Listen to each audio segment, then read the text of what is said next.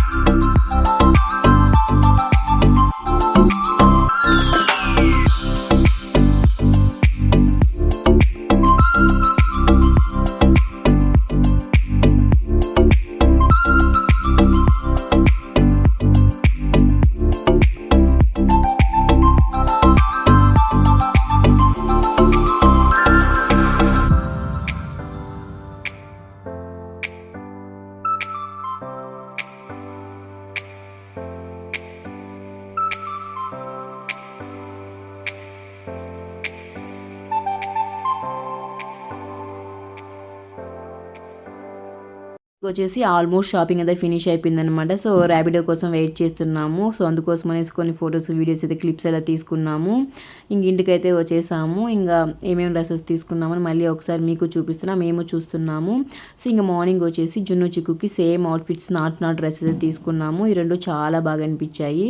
ఇంకా బర్త్డే అప్పుడు వేసినప్పుడు కూడా పర్ఫెక్ట్గా సెట్ అయ్యాయి, చాలా బాగున్నాయి అనమాట.